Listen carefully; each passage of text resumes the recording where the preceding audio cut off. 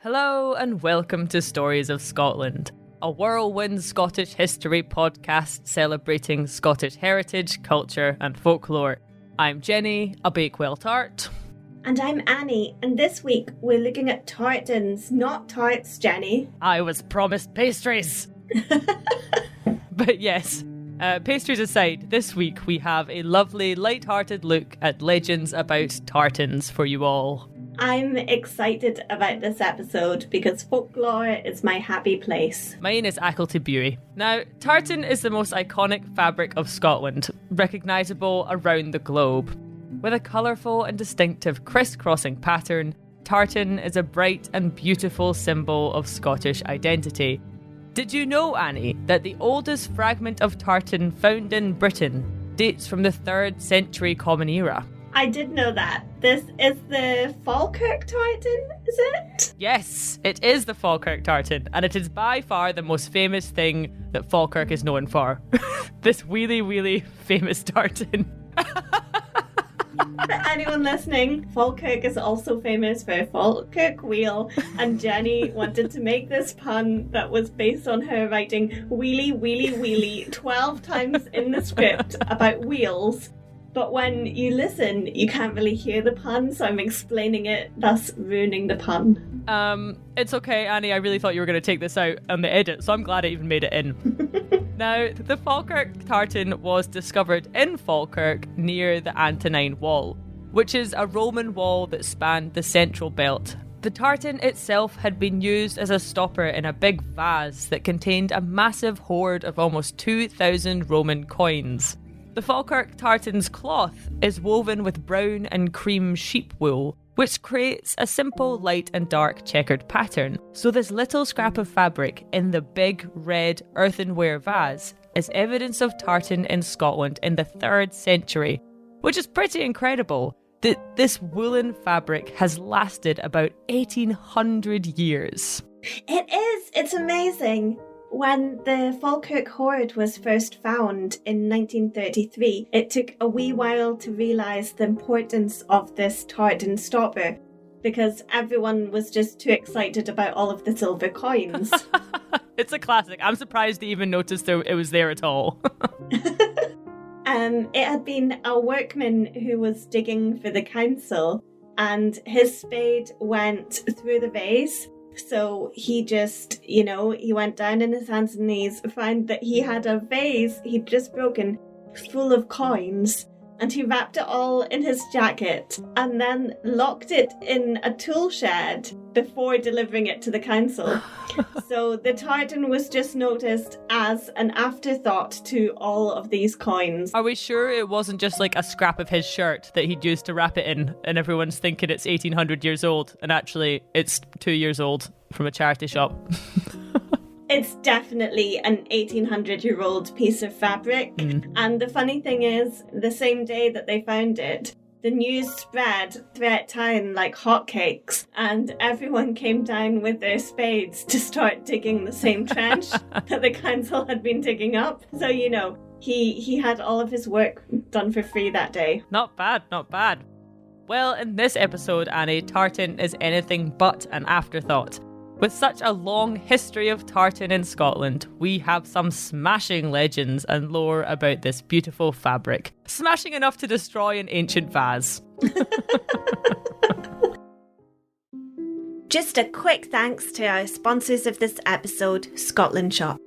Scotland Shop make beautiful tartan clothing with a story behind every product. And your tartan garments can be custom made to fit your body shape. While based in the Borders, their tartans are available worldwide. Follow the link in the episode description and see their wide range of tailored tartan clothing and fabrics. There are over 500 clan tartans to choose from. 500! And you can make a virtual appointment for some personal service from the comfort of your own sofa. Your own sofa! Jenny, I think you'd look great in one of their tailored suits. I agree, Annie. I'll head over to Scotland Shop via the link in the episode description after the show.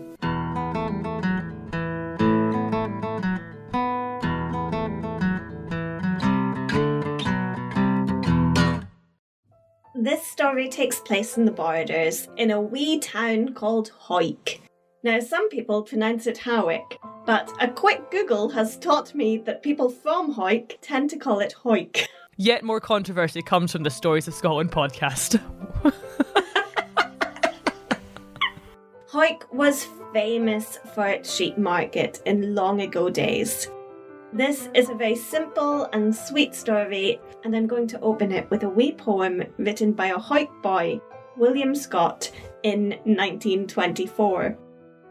If you listen well, my dearie, in the summer weather, you may hear the fairy bells tinkling in the heather. Up the mountain side so high, and in the valleys too, elfin tunes of magic notes, they will play to you.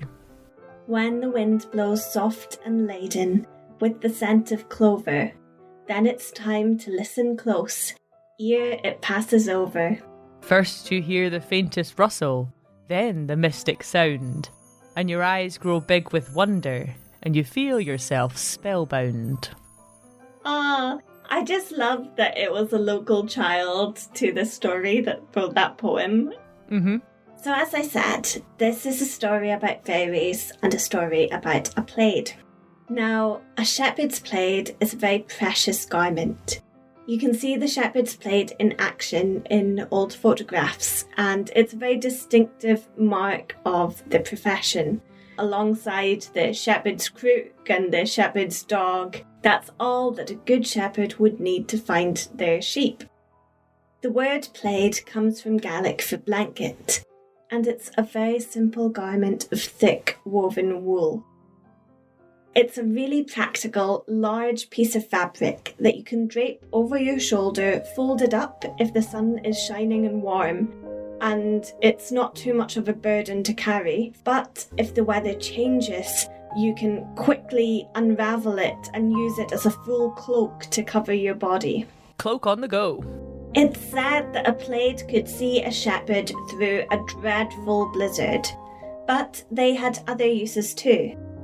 The plaid could be used as a blanket for a wee baby, or the shepherd's wife could take the plaid and wrap up her child in it to carry them on her back. I find this really intriguing, and there's a wonderful oral history describing shepherds' wives going for their shopping and carrying their baby wrapped in the plaid on her back.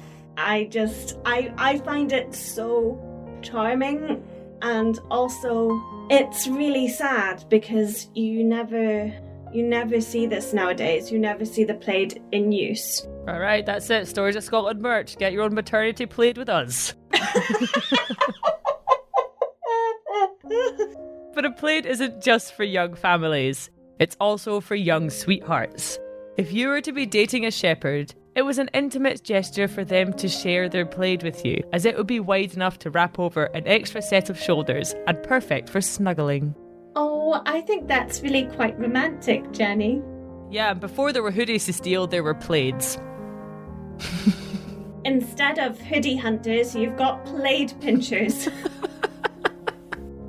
Anyway, the tale I have for you is all about how befriending fairies can bring positive things into your life. Oh, this really contradicts many other stories we've told. We know fairies tend to either keep you trapped for 100 years, or drink your blood, or steal your child, or come in the dead of night and... Well, Jenny, not this time. Oh. This is a lovely, happy fairy story. If you say so. I'm going to be on the edge of my seat the whole time, waiting for that baby to be pinched right out the plaid. It takes place at the Hawick sheep market, and these markets came along at the end of the year when winter was settling in. People would come from all over to sell their sheep or buy a piece of meat. Mutton and lamb at great prices. And this is a story of a poor shepherd who was a bit down on his luck. You see, there had been a dreadful storm.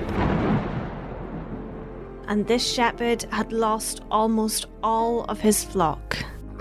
He only had one sheep left, and she was with lamb, and he really did not want to sell her.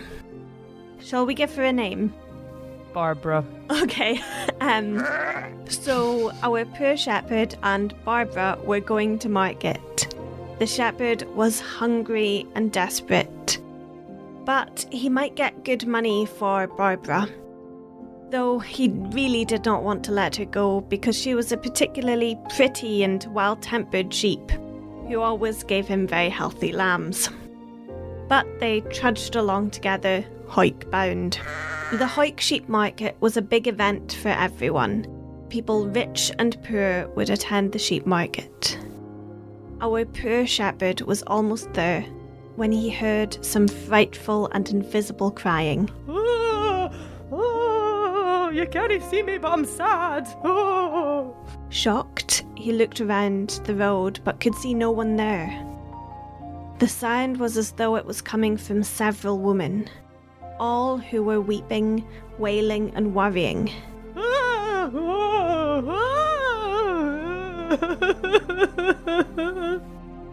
Yet there were occasional signs of mirth and jolliment. Yay! Woo! Party time! It was such a confusing experience, hearing all the voices around him but with no source in sight. Oh, I'm so sad, but you still can't see me. Where am I? In a pit of despair, that's where. Yet, the noise wasn't something that only our shepherd could hear, because other passers-by on the road would stop and listen. They would look around curiously to see what was causing it. But then, just wanting to get on with their lives, they would shrug and continue on their way to the sheep market. But the shepherd stopped, and the shepherd listened. And then suddenly he could make out a voice amongst the howling, and it cried to him, "Oh, there's a bairn born, but there's nothing to put on it." Our shepherd was immediately anxious for a newborn baby with nothing to keep them warm in the cold winter weather. Being a very good soul, he took off his own plaid and laid it on the ground, a gift for the newborn. Straight away, an invisible hand snatched up the plaid and it vanished. The sounds of the panicking woman ceased immediately. Suddenly, our shepherd heard many cheers, roars of joy, and the sound of fiddle music starting up for Rickailey. Woo! Yes! Up the plaid! But still, he could see nothing and no one. The poor shepherd now had even less for himself. He was cold and shivering in the winter after giving his plaid to what he suspected to be fairies. You see, this shepherd knew his lore. He wondered if perhaps a fairy court had gathered, and at this magical gathering, a baby had been born. Now, according to some branches of this folklore, fairies are known to dance naked. And you see, when there was a surprise birth, they had no extra garments to wrap the baby in because none of them were wearing anything. After doing his supernatural good deed for the day, the shepherd continued onwards to market. But after just taking a few steps away from this spot where he had given the fairies his plaid, something sparkling caught his eye. He bent down, and on the pavement he found a silver shilling. He used this shilling to buy some meat for his family, and it was a remarkably good bargain. And since he'd bought the meat, and he knew him and his family would have full bellies that night, he decided to take his one sheep home and save her for another day. Yay, Barbara made it! And what do you know? The next day, one of his sheep reappeared. I'm back! And the day after, another still. Me too. As the sheep returned to his flock, they were fat and well fed. Their wool looked as though it had been washed, and there was an air of enchantment around them. We've been at the spa.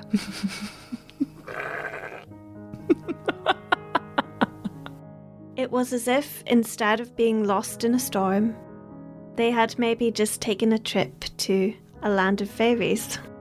Annie, I'm not joking. I once saw an enchanted sheep and it was so beautiful. It genuinely had this weird golden glow around it. And I stood in the field and looked at it for like 15 minutes. And I still think of it sometimes. A little at a time, the shepherd found his shiny, happy sheep reappearing in all kinds of strange places and wilderness.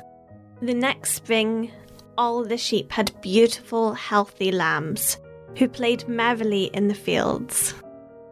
And this good luck would last the shepherd the rest of his life. The poor shepherd became rich and prosperous. Whenever there was a sprinkling of good fortune to be had in his life, he would remember giving his plaid to the fairies in their moment of need. The shepherd would find that the kindness he put out into the world would come back to him tenfold. And all of the wool that came from Barbara and her fellow rediscovered sheep would be woven into plaids that themselves would bring joy to others.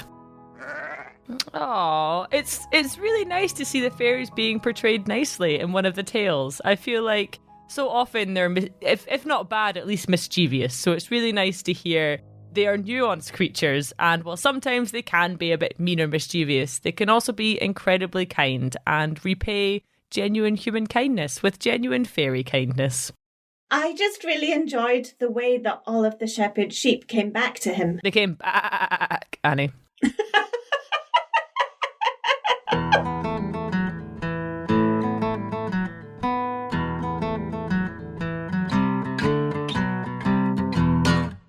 Annie, I have a fun little tartan tale for you, and in the thread of all my favourite tales, it's spooky. Ooh. And what's even better is that crisscrossing this thread of mine and making it a lovely checkered pattern is the thread of your favourite tales, an old newspaper story. Oh, what a wonderful tartan we weave, Jenny. Indeed, wonderful for us and our listeners, yes. But not for the poor fellow who investigated and reported this story in the Dundee Evening Telegraph in September of 1910. He titled this piece, "Ghost Story of a Hooded Maiden in Argyllshire," and proceeds to tell us of a letter they had received from a man. His story was that during the course of a walking tour in Argyllshire, he passed on the evening of August 18th along the road between Ardfern and Ford in the valley of the Burgh. Tempted, he said, by the beauty of the sunset, he mounted a hill by the side of the road and saw a most creepy and circumstantial apparition. The figure of a very tall girl, wearing a short skirt and a large dark tartan plaid, suddenly appeared on the rock at the summit of the hill. She had eerie long black hair blowing wildly about her face, which was extraordinarily pale and shiny, like the moon. She beckoned to him in the wild way that wraiths have. Ah yes, the well-known wraith wave, or the ghostly hello, as some call it in the south. Yes, some say that at least 3 limbs must be in motion at any one point for it to qualify in the category of beckoning. Others would go out on a limb to argue that 4 must be in motion at once, but let's not open ourselves up to controversy once more and say somewhere between 3 to 5 limbs must be in motion for a wraith wave to be happening. Now. Jenny, I'm not sure this sounds very plausible, but I must admit that to imagine a humanly figure waving 3 to 5 limbs, it does give them a certain ghostly appearance, doesn't it? Yeah, I mean, it's not natural, put it that way. Anyway, where was your story at? We've got this man, and he's out on the moors, and it's a lovely sunset, and out of nowhere, a very tall girl, wrapped in a tartan plaid, has appeared. And she's wiggling all her limbs at him in a very wraith-like way. As he approached, the tartan-plaided woman ran to the rock's edge, and, in accustomed spectre fashion, was gone. leaving no trace behind her upon the bare, steep hillside. Our man, Mr. Pickup, then went on to relate how he pursued inquiries in the neighbourhood and found, as alleged, that the tall, spectral, tartan-clad lady was quite the local celebrity. English families tenanting houses and lodges on the Barbreck knew her quite well, and the gillies and shepherds o' the valley and the moor naturally knew her still better. He learned that sometimes she uttered cries of pain or anger, and that sometimes she had a tartan hood pulled around her being, and was in consequence known locally as the Hooded Maiden. It was a most satisfying ghost by which any picturesque ancient English mansion would proud to be haunted by. A writer carries on. However, physical research should understand that it is useless to travel the Barbreck Valley to investigate the apparition unless they take Mr. Pickup with them. For the Hooded Maiden, it appears, shows her pale face and her wild blowing raven locks only when he is there. He can not only see apparitions that do not exist, he can also imagine the corroborative testimony. Ah, that's what's happening. You see, he imagined these English visitors, and imagined that they told him that they had seen the same wraith. Not one in the neighbourhood among either visitors or residents has ever seen or ever heard of the very tall girl with a white face. The gillies and shepherds and servants along the valley deny that there exists any legends about this hooded maiden, and resent deeply the imputation which Mr. Pickup's statements cast upon their eyesight and veracity. The beckoning, disappearing wraith was a product of his own fancy. So were the English visitors, and so were the shepherds, and so were the legends which he imagined they told him. Wow, I think Mr. Pickup is feeling very called out right now. But that's not all, Annie. Just wait. Even the beautiful sunset, which he thought he saw, was his own production. For on the evening which he spoke, there was no beautiful sunset. It was a damp, unpleasant evening with such a heavy mist upon the hills that nothing could be seen through it. Nothing! No wraith would ever have dreamed of climbing a hill in such weather. It is ludicrous to expect that of a ghost. The Barbreck Valley is innocent of any wraith, innocent, I say, and has never, in its history, known the tragedy that could occasion the legend of one. But if, during the course of his walking tours, he goes there again and encounters the indignant gilly, something tragic may happen yet. Wow, this fellow had a make-your-own-myth moment. What can you say, Annie? Some men maketh the myth, and some men maketh a fool of themselves. Like Mr. Pickup. I feel like we knew that he had lost all credibility right at the beginning when he was talking about the ghost waving in a wraith-like way. As if that was a thing. Yeah, it's too much detail. You know, you can always tell when someone's lying when they just put in too much weird detail. And it's funny because the most believable bit was the tartan plaid that the ghost wore. But I suppose with all these strange mythical stories and legends of ghosts and lore, you need most people on board with it to take off. And that's just what this fellow didn't have, you know? Nessie wasn't the work of one man alone. I feel like if the journalist had wanted to increase tourism in the area, they could have just gone along with the, you know, the maiden in the tartan cloak ghost story, because that's a great ghost story to have on a glen. Yeah, and they could have, at this point in time, you know, like 100 years later, they could have a whole big town dedicated to this wraith. You could have like Wraith World and Ghosts Galore picnic station. They need to build an extra car park at the Wraith Glen so that everyone could get a shot at seeing or not seeing the wraith. It's an overflow car park to accommodate all the waving limbs. It's not funny!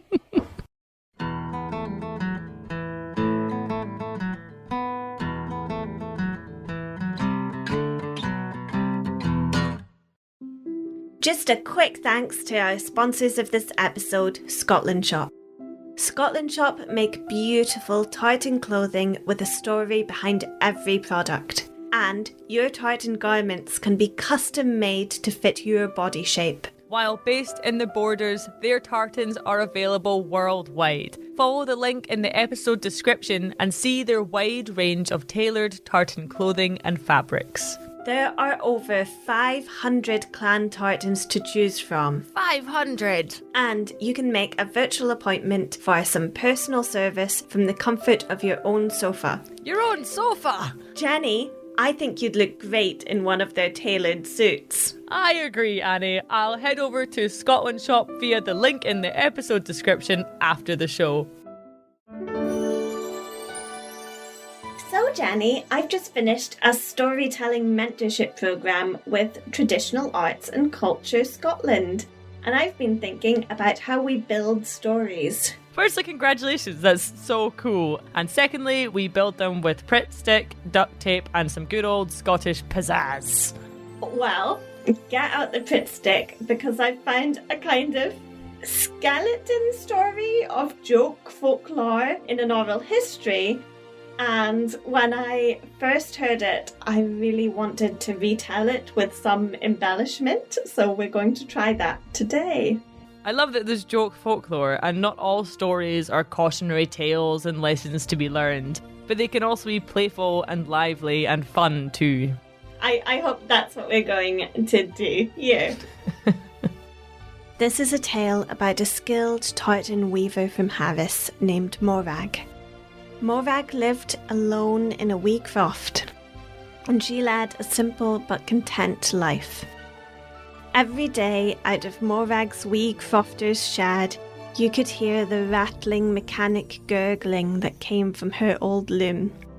From this clicking and clanking, Morag was known for making the most beautiful tartans and tweeds. And only someone with a very keen eye could see what was so special about the fabrics that Morag made. It was the colours of them, you see.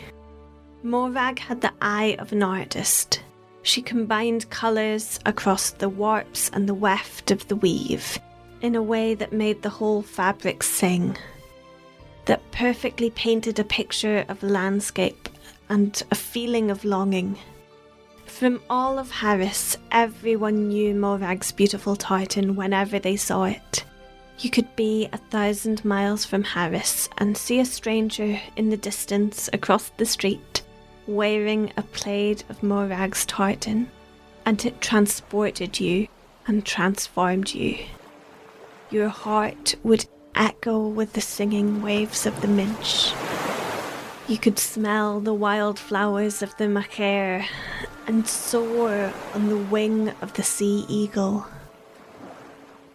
But Morag had a secret to her tartans, because for generations going back, the weavers had washed their dyes and their tartans in the deep stream that ran past her crofter's hut, and Morag thought of this as her lucky bairn. When she was just a little lass, Morag had gone fishing in this stream to catch a little something for her supper. Within no time at all, she felt a movement on the line.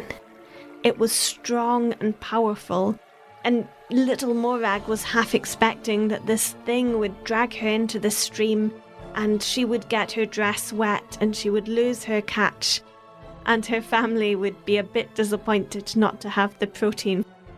A big struggle ensued, with a lot of splashing and pulling and hoping, but finally, little Morag managed to pull a big, strong, wriggling eel out of the burn. However, this was no regular eel, for this squirming eel had grown in the stream where tartans had been washed.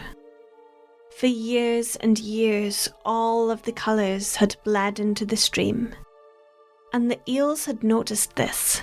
They saw the colours washing away, and they saw the humans wearing such bright garments.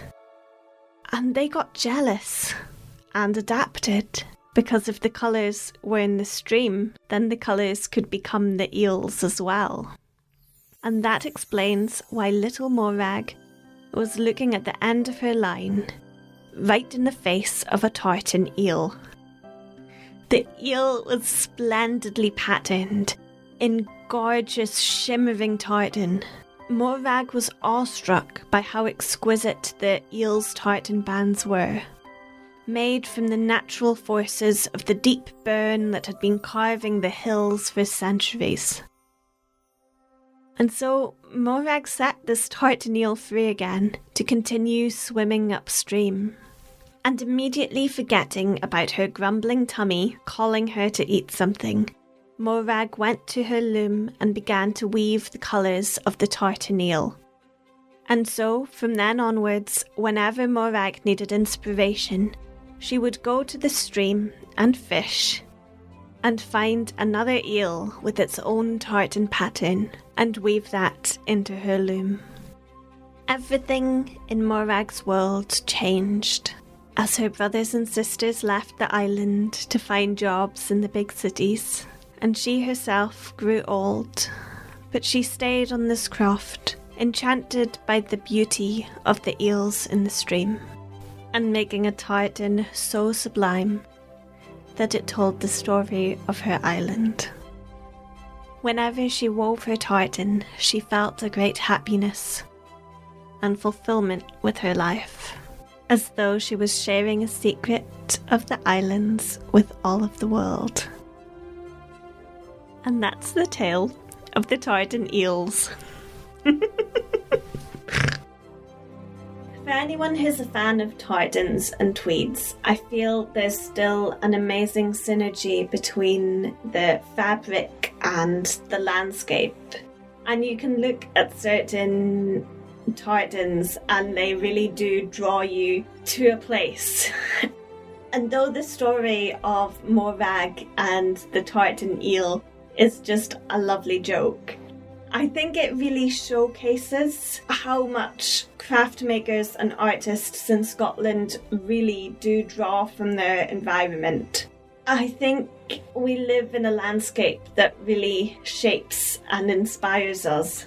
And I don't know any creatives who aren't part of that. Do you, Jenny?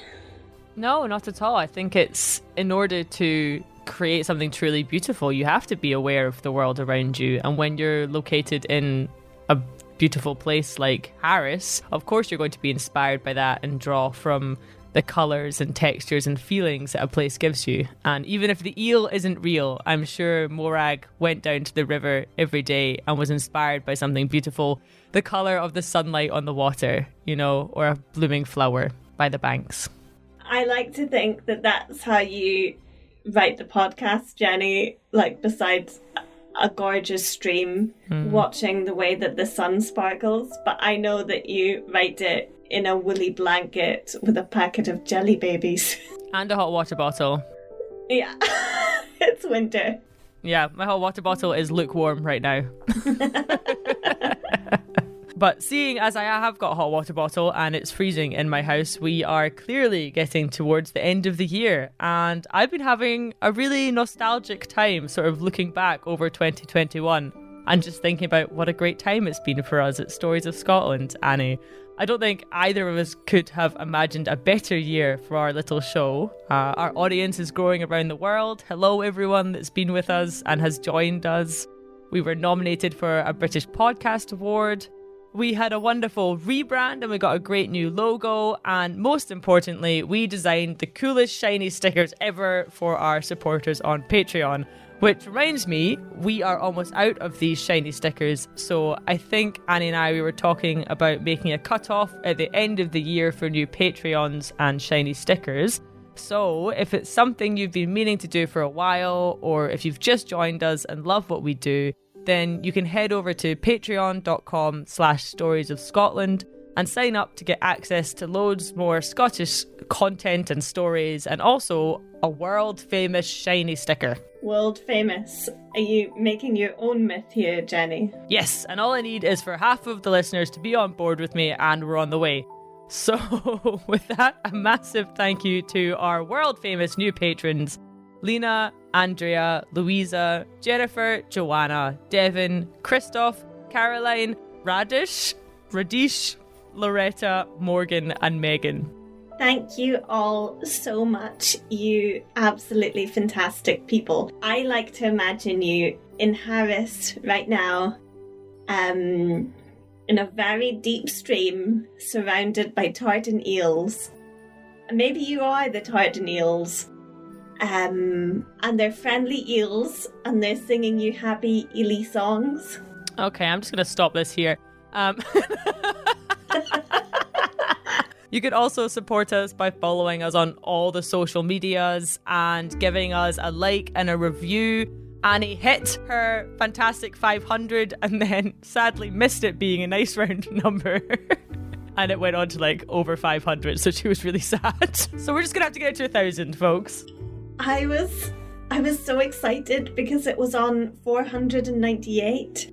And I kept refreshing it and sending screenshots of the 498 to Jenny, being like, oh, we're so close to 500 reviews. I can't wait. And then I refreshed it and it was 501. and I was, but in my heart, I don't know, there's just some numbers I really like, and I really like the ones that have the zeros. But we had a really hilarious review that, what was it, the Hotel California of dolphin noises. That has to be our new slogan, Jenny, for the podcast. Yeah, Have you heard of Stories of Scotland? It's the Hotel California of dolphin noises. It was perfect. But yes, so thank you all so much for your continued support. We are having a fantastic time making this podcast and hope you're all having a fantastic time, warm, tucked up at home, also with a nice little hot water bottle. Slàinte mhath. Slàinte mhath.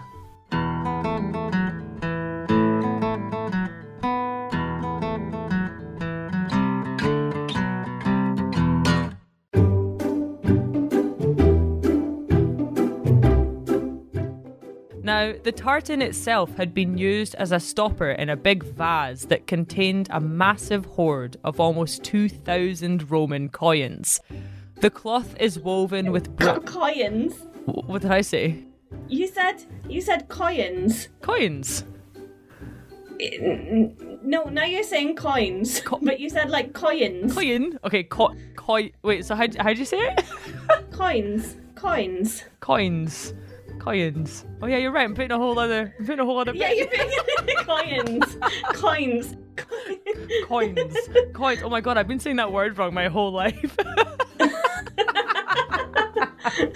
Okay. That contained a massive hoard of almost 2,000 Roman coins.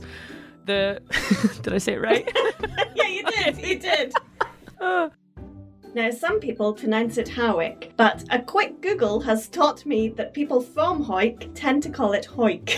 Okay, we're about to get a bunch of really angry Howikans. No. Or you don't want to get their Hoyk up. Never mind. Instead of hoodie hunters, you've got plaid pinchers.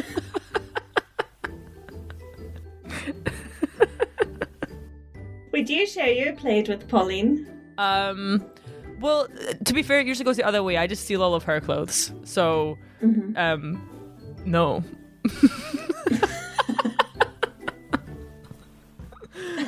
Yes, I would share my plaid with my girlfriend. That's going in the bloopers. She listens to them. Jenny! I wasn't thinking. Snaps Franny! Aw, that's lovely. Although I do feel like the eels need some sort of, like, intellectual copyright claim, you know? Couldn't they trademark the tartan? Maybe get some royalties? What would an eel need royalties for? I don't know. Trip to Vegas? Eels love a slot machine. I don't get that. How's that funny? They go to the Bellagio casino. I can't do this. I'm so sorry. This was another one where I was like, why would an eel need money? And I was like, Vegas? Why would an eel need money? Yeah, my whole water bottle is lukewarm right now. Which probably explains this episode.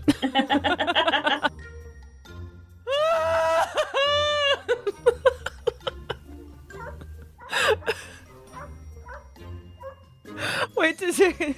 2 seconds, I've set the dogs off next door.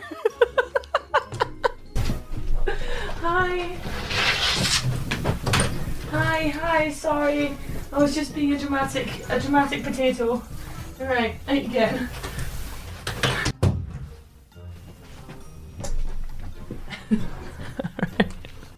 That was very sweet. I can't do it again. We're going to have to cut that sound in because I'll set the dog off again. I was walking down by Loch Ness and it was just there. And it was just so mesmerising. And I looked for like an hour through all my pictures the other day to try and find it. But I couldn't find the magic sheep because I thought that would be great for Instagram.